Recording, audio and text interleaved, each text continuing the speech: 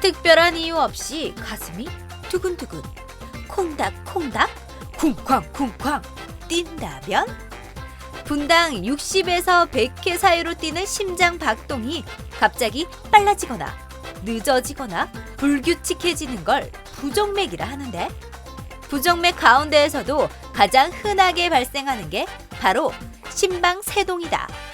심방세동이란 심방이 불규칙적으로 뛰는 질환으로 분당 300에서 600회의 빠른 파형을 형성해 불규칙한 맥박을 일으킨다고. 톡톡 건강 토크, 오늘은 돌연사와 뇌졸중의 주범인 심방세동에 대해 알아본다. 네, 살다 보면은 가슴이 두근두근 뛸 때가 종종 있습니다. 예를 들어서 첫사랑을 만났을 때라든가 아니면 뭔가 큰 기대를 하고 있을 때, 혹은 또 그 카드 명세서가 날아들었을 때도 두려움 때문에 심장이 쿵쾅거리기도 합니다. 그럴 때 두근거리시는군요. 이렇게 이유가 분명하다면 다행이지만 아무런 까닭 없이 가슴이 계속 두근거린다면 이 부정맥의 일종인 심방세동일 가능성이 있다고 합니다. 톡톡 건강 토크, 오늘은 심방세동이 무엇인지 자세히 알아보도록 하겠습니다. 네.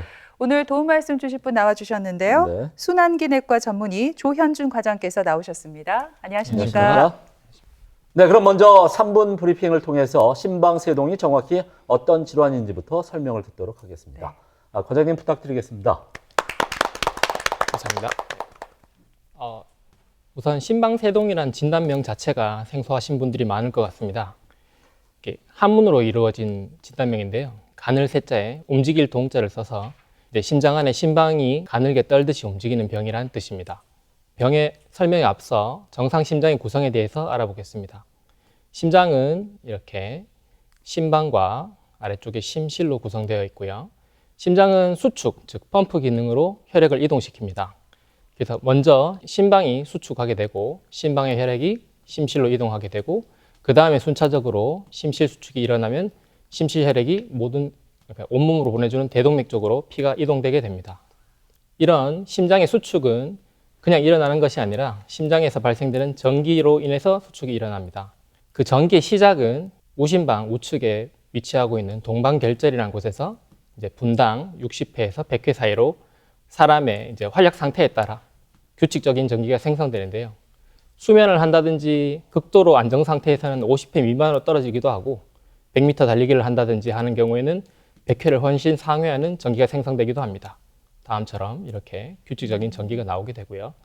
여기서 나온 전기는 이렇게 심방 근육을 통해서 전달되고 전 심방을 수축시키게 됩니다. 그리고 심방과 심실 사이에 전기적 관문인 방실 결절을 지나게 되고 그 이후에 심실을 자극하게 됩니다. 이렇게 되면 정상인의 경우에는 심방과 심실이 규칙적이고 순차적으로 수축과 확장을 하게 되고 효율적인 혈액순환이 일어나게 됩니다. 하지만 이제 심방세동이라는 병은 이제 심방 안에 병이 들어서 그 동방결절에서 규칙적인 전기가 나오는 것이 아니라 심방 전체에서 분당 400회에서 700회 정도의 빠르고 규칙적인 전기가 발생됩니다. 이렇게 되면 심방은 이제 정상적인 수축과 이완을 할 수 없게 되고, 밖에서 보면 마치 파르르 떠는 것처럼 잔떨림 형태로 나타나게 되고 심방이 수축이 소실되게 됩니다. 그렇게 되면 심방 안쪽의 혈액이 이제 움직임이 감소하게 되고 정체된 혈액은 응고하여 혈전 같은 걸 만들어질 수 있습니다.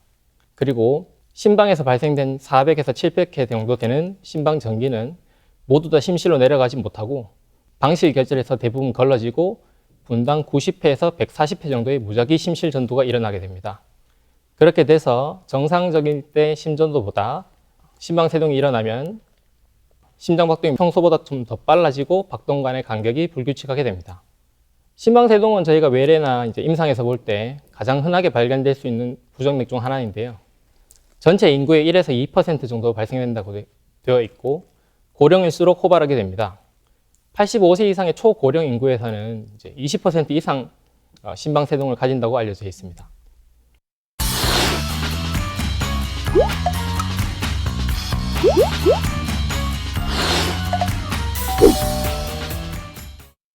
네, 이렇게 심방세동이 무엇인지 자세히 알아봤습니다. 네. 앞에서 심방세동은 나이가 많을수록 네. 많이 발생할 수 있다고 해주셨는데, 이외에도 어떤 사람들에게 자주 나타날 수 있나요? 네, 아직 심방세동이 왜 생기는지 그리고 어떤 발생 기전을 가지는지 여러 가지 가설은 있지만 아직 정확하게 알려진 바는 없습니다.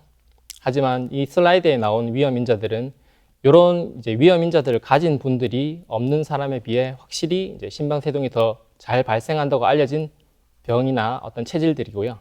하나씩 살펴보도록 하겠습니다. 앞서 설명한 바와 같이 고령, 즉 연령이 높아질수록 심방세동은 호발하는 경향을 보입니다. 그리고 고혈압이 있거나 심부전이 있거나 심장 판막 질환이 있거나 과거에 심근경색증을 앓은 적이 있거나 갑상선 기능이 이상한 분들 그리고 비만한 분들이 좀 더 심방세동이 호발하는 경향을 보이고요. 또는 당뇨병, 만성폐쇄성 폐질환, 수면무호흡증, 즉 코골이가 심한 분들도 심방세동이 잘 생긴다고 되어 있습니다. 그리고 만성심부전, 그리고 흡연, 음주도 이제 심방세동을 호발한다고 알려져 있고요. 그리고 이제 한계를 뛰어넘는 이제 마라톤이나 이제 철인 3종 경기 같은 과격한 운동도 이제 운동량에 따라 이제 심방세동이 더 잘 생긴다고 알려져 있고요. 이러한 위험 요소들을 이제 잘 치료하고 관리했을 때 그런 분들은 이제 심방세동이 확실히 좀 덜 생기는 경향이 있고 이미 심방세동이 있는 분들도 이런 관리를 했을 때 치료에 좀 더 효과적인 걸로 알려져 있습니다. 높은 연령뿐만 아니라 참 다양한 위험 인자들이 있네요. 과장님, 제가 듣기로는 이 심방세동도 얼마나 자주 또 얼마나 지속되느냐에 따라서 종류가 두 가지로 나뉜다고 들었거든요. 크게 이제 초기에 이제 심방세동이 처음 생길 때는 아주 잠시 발생합니다. 뭐 몇 초, 몇 분 이렇게 이제 알아차리지 못할 정도로 저절로 생겼다가 사라지는 이제 발작성 형태로 발작성 심방세동이 발생하게 되고요. 이제 그게 점점 지속하고 이제 시간이 지나게 되면 이제 약물이나 전기 충격 같은 개입이 들어가지 않으면 없어지지 않고 계속 지속되는 지속성 심방세동으로 분류되게 됩니다. 이렇게 심방세동의 변화 과정에 대해서 살펴보면요. 아주 처음에 심방세동은 보시다시피 굉장히 짧게 지나가고 그 간격 또한 굉장히 멀어서 잠깐 지나가게 돼서 진단하기가 굉장히 어렵습니다. 하지만 한번 발생하게 되면 다시 재발하고 점차 지속 시간이 증가하게 되고 발생 빈도도 증가하게 됩니다. 그리고 아무런 치료를 하지 않으면 나중에 이제 정상 맥박으로 돌아오지 않는 지속성 심방세동으로 가게 됩니다. 네, 살다 보면 누구나 가슴이 두근두근 뛰는 경험이 있죠. 저 같은 경우에는 이제 놀이기구를 좋아해서 높은 곳에서 뚝 떨어질 때 심장이 막 두근두근 하는데 그런데 이렇게 특별한 이유 없이 가슴이 콩닥콩닥 되면 심방세동을 의심해 봐야 한다고 합니다. 과장님, 심장이 뛰는 것 외에 또 다른 증상들이 있나요? 예. 심방세동은 이제 아주 많은 다양한 증상을 가지고 있는데요. 근데 상당히 많은 환자분들이 증상이 없는 채로 이제 외래로 내원하기로 합니다. 그러니까 건강 검진을 했는데 본인은 아무렇지도 않은데 이제 심전도 검사상에 심방세동이 의심되니 큰 병원을 가보세요. 이렇게 내원하시곤 하는데요. 또는 이제 가슴 두근거림, 가슴 답답함, 호흡 곤란 등을 이제 다양한 강도로 나타날 수 있고요. 그리고 때로는 부종이나 체중 증가, 현기증, 실신을 경험한 분도 있습니다. 이때 이제 증상이 심하고 약하고를 결정할 때는 이제 심방세동이 발작하였을 때 분당 맥박수가 굉장히 중요한데요. 만약 심방세동 당시에 맥박수가 빠를수록 환자는 흔히 심한 증상을 경험하게 됩니다. 심방세동은 근본 진단을 하기 위해서 환자의 증상과 심전도를 통해 진단하게 되는데요. 앞서 설명한 바와 같이 발작성 심방세동은 너무 잠깐 지나가게 되고 우리가 흔히 찍는 일반적인 심전도는 10초 동안의 심장을 모니터링하는 검사입니다. 그래서 심방세동이 지나갈 때 심전도를 찍는 게 사실 쉽지 않은 일이고요. 그래서 환자분이 만약에 두근거림이 있다든지 어떤 흉부 불편감이 있다든지 심방세동을 의심할 만한 증상이 있는 채로 이제 병원을 내원하게 되면 어떤 휴대용 심전도 기계, 즉 24시간에서 길게는 수십 시간 동안 심장을 모니터링할 수 있는 홀터 심전도 검사를 시행하기도 합니다. 우측 그림은 이제 홀터 심전도의 모식도를 보여주는 거인데요.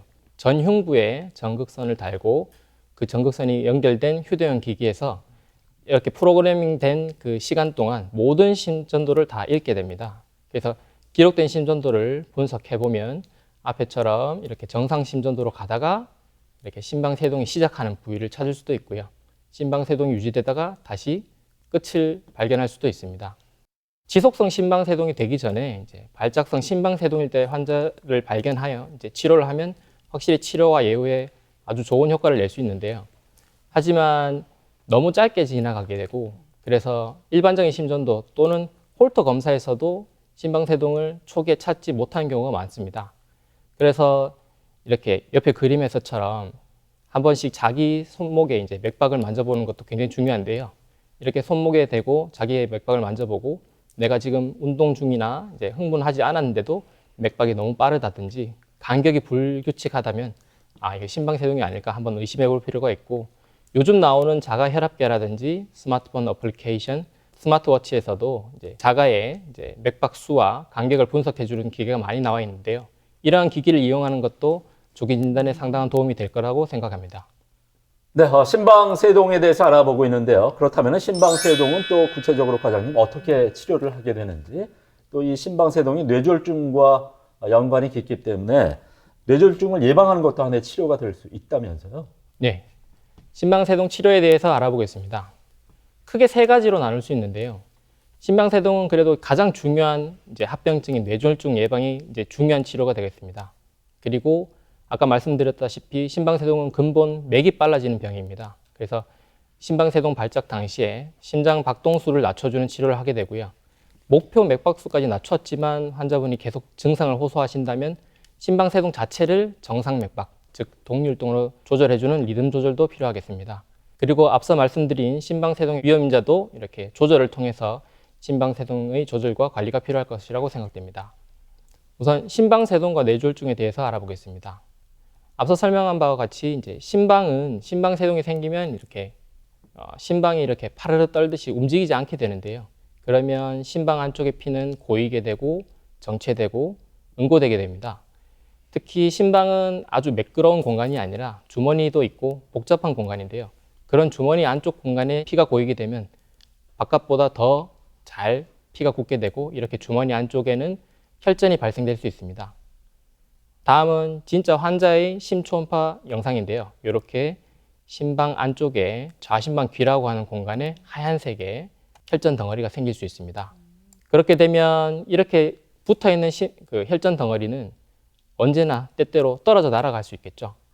이게 떨어져 날아가게 되면 좌심실, 대동맥을 통해서 뇌혈관이나 다른 장기 혈관으로 날아가게 되고 말단 혈관까지 날아가게 되면 그 혈관을 막게 됩니다.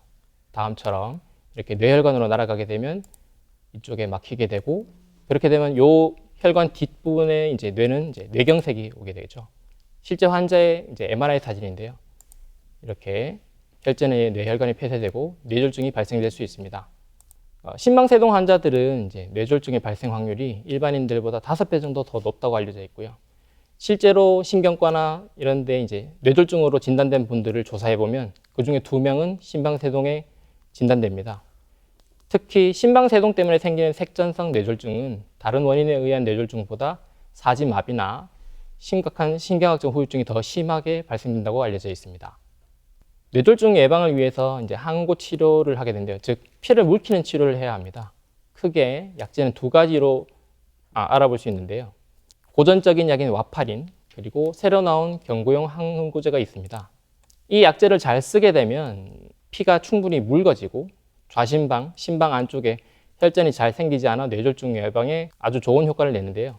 다만 피가 묽어진다는 얘기는 지혈이 잘 안 된다는 뜻이고 출혈의 부작용을 항상 염두해야 됩니다.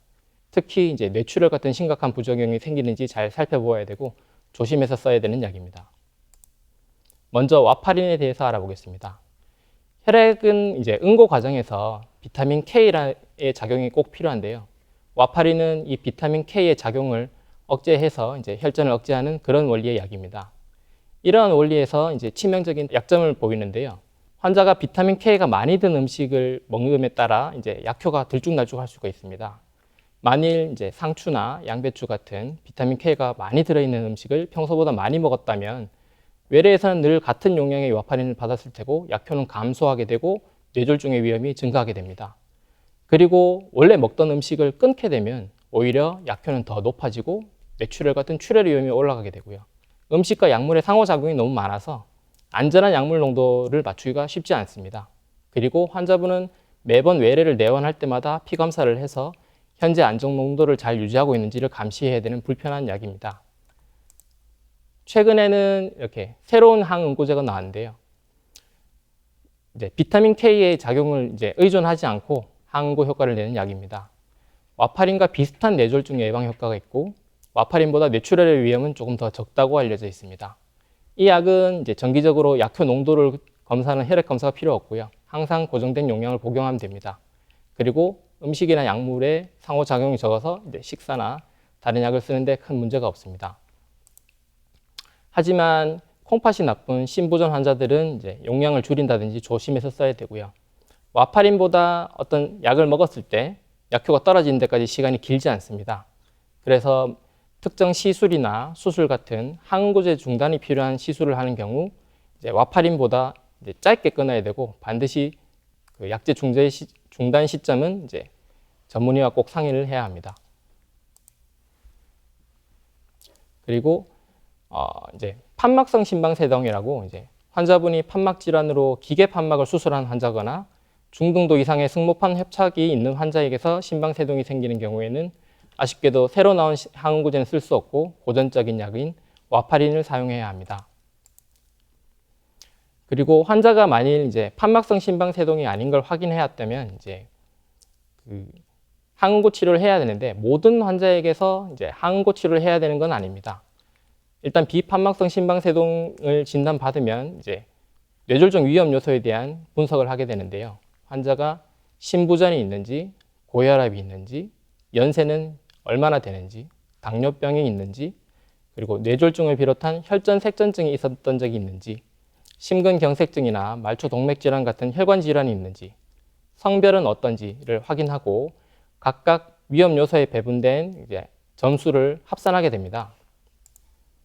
이 합산된 점수가 높을수록 1년 안에 뇌졸중이 발생할 확률이 높다고 알려져 있는데요. 저는 외래에서 환자에게 이제 1점당 1%라고 설명을 자주 하는데요. 예를 들어서 환자의 종합 점수가 3점이라면 환자분은 1년 안에 치료하지 않으면 뇌졸중이 발생할 확률이 한 3% 정도 됩니다. 라고 설명을 합니다. 환자분 성별에 따라 여성분은 총합이 3점, 남성분은 2점 이상일 때는 항응고 치료가 필요하고요. 그리고 이제 뇌졸중 예방과 함께 박동수 조절이 필요한데 앞서 말씀드린 바와 같이 심방에서 700번 정도의 전기가 생기고 그게 무작위 전도되어 심실에서는 90회에서 분당 140회 정도의 꽤나 빠른 맥박수가 나타날 수 있습니다. 심장 맥박수가 빨라질수록 이제 심방처럼 심실이 떨지는 않겠지만 이제 심실도 이제 수축할 시간도 이완할 시간도 즉 피를 담거나 짜줄 시간이 부족하게 됩니다. 그렇게 되면 결과적으로 심박출량이 감소하게 되고 환자는 심한 증상을 호소할 수 있는데요. 그리하여 이제 저희는 이제 베타 차단제나 칼슘 채널 차단제, 디곡신 등의 약을 쓰면서 심방과 심실 사이에 이제 전도를 좀 줄여주고 심장 맥박수를 좀 낮추어주는 치료를 하게 됩니다. 심장 박동수를 낮추어주게 되면 이제 불규칙한 심장 박동이긴 하지만 환자분들의 증상은 많이 경감되곤 합니다. 그런데 심장 박동수를 조절했음에도 불구하고 이런 증상이 계속 나타난다면 과장님 어떤 치료를 받아야 될까요? 심방세동이라는 리듬 자체를 정상으로 만들어주는 치료를 할 수 있는데요. 모든 심방세동 환자분들을 이제 정상 심장 박동으로 만든 다음에 이걸 강제로 억지로 이제 정상 심장 박동으로 유지할 필요는 없습니다. 맥박수를 충분히 조절했음에도 불구하고 약을 많이 써도 맥박수가 떨어지지 않거나 아니면 목표 맥박수까지 충분히 떨어뜨렸지만 환자분이 계속 답답하고 힘이 든다, 가슴이 답답하다, 증상이 지속할 때 적극 권해드리는 치료입니다. 먼저 이제 심방세동인 리듬을 이제 정상 맥박으로 돌릴 필요가 있는데요. 이제 심장 재세동기 같은 전기 충격을 통해서 이제 심방세동에서 정상 맥박으로 돌릴 수도 있고 항부정맥제 약제를 주고 정상 맥박으로 돌릴 수도 있습니다. 이때 가장 중요한 것은 이렇게 미세하게 떨고 있던 심방이 이제 치료를 하게 되면 다시 수축하게 되는데요. 만일 심장, 즉 심방 안에 혈전이 있었다면 이제 미세하게 떨면서 멈춰있던 심방 안에서 혈전이 다시 수축을 시작하게 되면 그 혈전이 떨어져 날아가 버릴 수 있습니다. 그러면 뇌졸중의 발생의 위험이 있고요. 그래서 이런 치료를 하기 전에는 충분히 항응고 치료를 해서 혈전을 녹이거나 아니면 경시도 초음파 같은 거를 해서 심장 안에 혈전이 없음을 확인한 다음에 치료해야 합니다. 그리하여 환자분이 이제 율동 조절을 하기로 마음을 먹었다면 이제 경시도 초음파를 하거나 아니면 3주 이상 항응고제 치료를 하고 경식도 초음파상에서 이런 혈전이 없음을 반드시 확인을 하고 전기 충격을 주게 됩니다. 전기 충격을 주게 되면 다음처럼 앞선 이렇게 불규칙한 심방세동이 전기 충격과 함께 규칙적인 정상 리듬으로 돌아오게 됩니다. 그리고 이렇게 정상으로 만들어 놓은 치료가 다시 심방세동이 생기지 않도록 하는 장기간 율동 조절 치료가 필요한데요. 먼저 이제 매일매일 먹어야 되는 이제 항부정맥 약물요법이 있습니다. 하지만 약제의 효과가 그리 좋지 않아서 상당수가 약물 치료를 해도 어느 시점이 되면 심방세동이 재발하는 사람이 많습니다. 그런 경우에는 심장 전극 도자 절제술을 시행해 볼 수 있습니다. 항부정맥 약물 치료란 즉 항부정맥 약제는 이제 심장 안에 이제 비정상적으로 빨리 만들어지는 비정상 심장 조직을 억제하여 부정맥을 정상 리듬으로 전환시키고 또는 이제 정상이 되었을 때 부정맥이 재발되지 않도록 하는 치료인데요. 여러 가지 항부정맥제가 있고 항부정맥제의 종류와 환자의 상태에 따라 약제를 결정하게 됩니다. 하지만 항부정맥제 약제는 이제 근본 심장 기능을 좀 억제할 수 있고 다른 부정맥을 유발할 수 있는 위험한 약입니다. 그래서 조심해서 선택해야 되고 항상 그런 부작용이 발생하는지 늘 모니터링하며 써야 합니다. 네, 그런가 하면 약물 치료가 불가능하거나 효과가 없는 경우에 이 수술이 아닌 시술로 심방세동을 치료할 수 있다고 합니다. 근데 아무래도 이게 시술이라고 해도요, 심장을 다루는 거다 보니까 과장님 시간도 좀 오래 걸릴 것 같고 또 쉽지만은 않을 것 같거든요. 어떤가요? 약물 치료에 실패하게 되면 이제 전극 도자 절제술이라는 심장 시술을 해볼 수 있습니다. 이 시술은 이제 수술이 아닙니다. 즉 개용이나 전신 마취를 하지 않고요. 양측 대퇴 정맥을 통해서 도관을 유치시키고 그 도관으로 이제 심장 안쪽 즉 좌심방까지 접근하고 아까 말씀드렸다시피 심방세동이 왜 생기는지는 잘 모르지만 많은 의사들이 연구를 해보니 이제 좌심방과 폐정맥을 이렇게 정기적으로 절연시키니 심방세동이 없어지더라 하는 연구 결과가 있었습니다. 그래서 이 좌심방과 폐정맥이 만나는 부위를 이제 전극 도자로 300에서 400회 정도 이렇게 고주파로 이제 화상을 입혀서 정기적으로 막아주는 치료를 하게 됩니다. 그렇게 이제 정기적으로 절연시키고요. 이렇게 잘 절연된 심장은 다음처럼 이렇게 총 4개의 그 폐정맥과 좌심방을 정기적으로 격리시키게 됩니다. 이렇게 되면 상당히 많은 환자분들에게서 심방세동이 아예 없어져 버리거나 혹시나 생기더라도 오래 유지되지 못하고 저절로 없어지는 효과를 기대할 수 있습니다. 전극 도자 절제술은 이제 약물 치료가 듣지 않는 경우 선택적으로 시행하게 되는데요. 시술을 결정하게 되면 가급적이면 지속성 심방세동일 때보다 발작성 심방세동일 때 시행하는 것이 훨씬 치료 성공률이 높습니다.